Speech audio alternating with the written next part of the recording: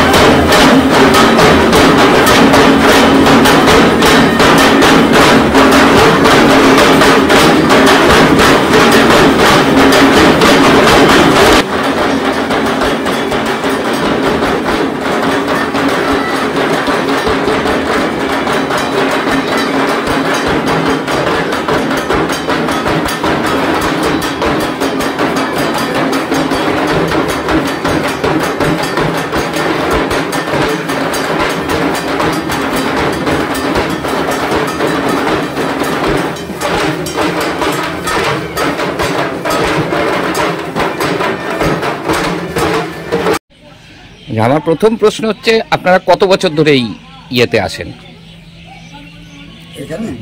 মেঘগর্জনে? মোটামুটি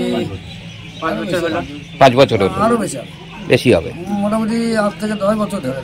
মানে এটার খোঁজ আপনারা কি করে পেলেন? এটা আমাদের যে আগে থেকে আসতেন জগন্নাথ বা লালন, এই যে এই ছেলেগুলি আগে ওরা বহু দিন থেকে আসতো ঘোড়া বাইনা নিয়ে। তারপর থেকে এরা যে বাবুরা বললো তোমরা ঘোড়া বাইনা কিছুদিন বন্ধ করো, তোমাদের গ্রামে ভালো ভালো ঢাক আছে, বাতাসপুর, চাঁদপুর, এইসব ঢাক করে তোমরা। এই ঢাক মোটামুটি বছর 5-6 ঢাক, আর ওইদিকে বছর 4-5 মোটামুটি ঘোড়া নাচ, চটপটি দল, ঢোল, বেঞ্জু কেসে নিয়ে ওদিকে 5-6 বছর চালিয়েছে। এই বছর 4-5 থেকে ঢাক আসছে।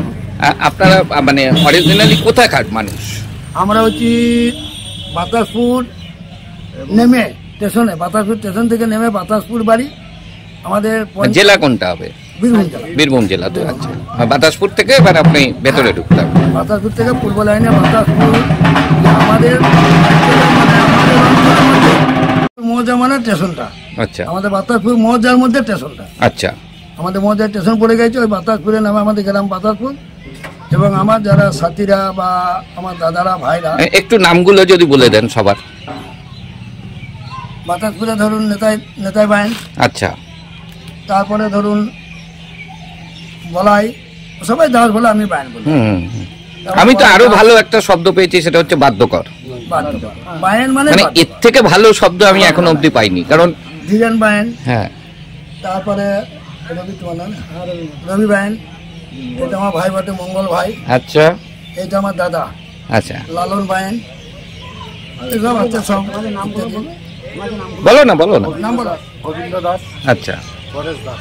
আচ্ছা, আমার আরেকটা প্রশ্ন হচ্ছে আপনাদের সবার কাছে, মানে এখানে এসে তো দেখুন, আপনারা যখন অন্যান্য পুজোর সময়, দুর্গা পুজোর সময় যখন বাইরে যান, তখন তো হয়তো অর্থনৈতিক একটা বিষয় থাকে, অনেক বিষয়।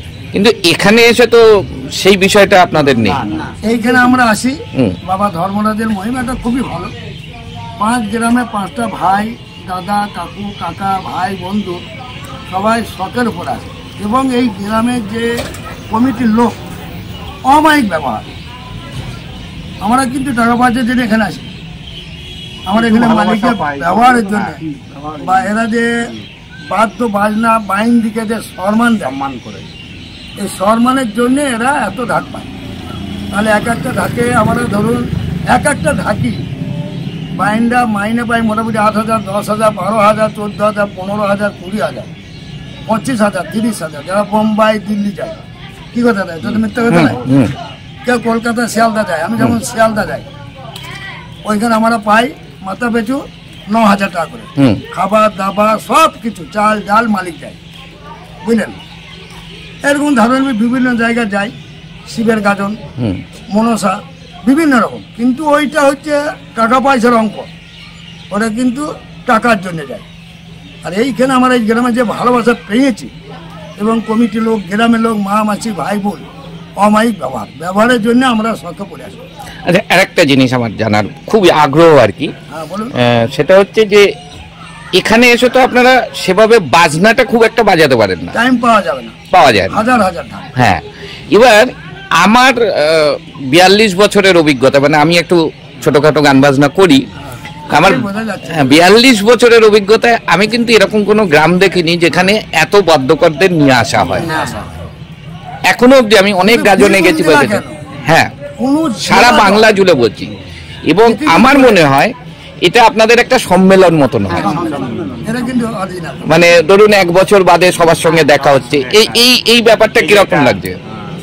খুবই ভালো, অমায়িক ভালো লাগে। যেমন ধরুন আমার বীরভূম জেলা বাড়ি, হ্যাঁ, থানা সাইথিয়া, হ্যাঁ, জেলা বীরভূম, পোস্ট অফিস বাতাসপুর, মহকুমা শিউরি, সবই ঠিক। কিন্তু এই বীরভূমের মধ্যে শুনুন, বহু গ্রামে বহু ভাই, দাদা এবং কাকা, কাকু, জেঠু, বহু লোক বহু জায়গা থেকে আসে এইখানে কোনোদিন অসম্মান হয় আজও।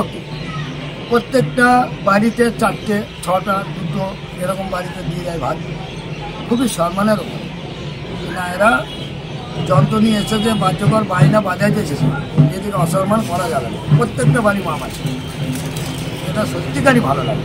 আরেকটা আমি শুনেছি যে অনেক সময় এদের তো ডেটটা অনেক সময় এদার ওদার হয়ে যায়, ওটা আপনার সেটা নাকি এমনও ঘটনা ঘটেছে যে কোনো একজন কেউ স্বপ্নে দেখছে ঘোড়ায় চড়ে কেউ এসে বলে যাচ্ছে অমুক তারিখ আমার ওখানে যাবি। এটা কি মানে সত্য? তার কারণ আমি বলি, যে বাবার মন্দির যারা বসে আছে সারা দিন কিছু খেতে পায়নি, যে এন্ট্রি করছে, নাম লিখছে, বিড়ি, যে কোনো নেশা বা খাওয়া দাওয়া স্লিপ যে করছে, ভালো করে চিন্তা করবেন। যদি এই মহিমাটা না থাকে, কেউ থাকে বোম্বাই, কেউ থাকে দিল্লি, কেউ কলকাতা, কেউ ধরুন আসি, মানে বিভিন্ন রকম থাকে গ্রামে বাপুরা, মানে ভালো ভালো যারা সার্ভিস ইঞ্জিনিয়ার, বড় বড় লোকদের কথা বলা, তাহলে তারা যদি ওইখান থেকে ছুটি নিয়ে আসতে পারে, কেন আসে বলেন তো? বাবা ধর্মরাজে ভয় দিয়ে আসে, আর সামনে দিতেই হবে। কারণ বাবা ধর্মরাজ হচ্ছে, শোনো, বাবা ধর্মরাজ হচ্ছে একটু ওটুকুনি খাই মাথা বেকার নিয়ে নেয়। আপনি এরকম এলেন না, আপনাকে আমি কিছুটা একটা স্বপ্ন দেখাই, ভয় দেখাইলে আপনি দৌড়ে আসবেন, এটা কিন্তু গ্যারেন্টি। মানুষ কিন্তু বেইমান, ঠাকুর দেবতা কোনোদিন বেইমানি হয় না।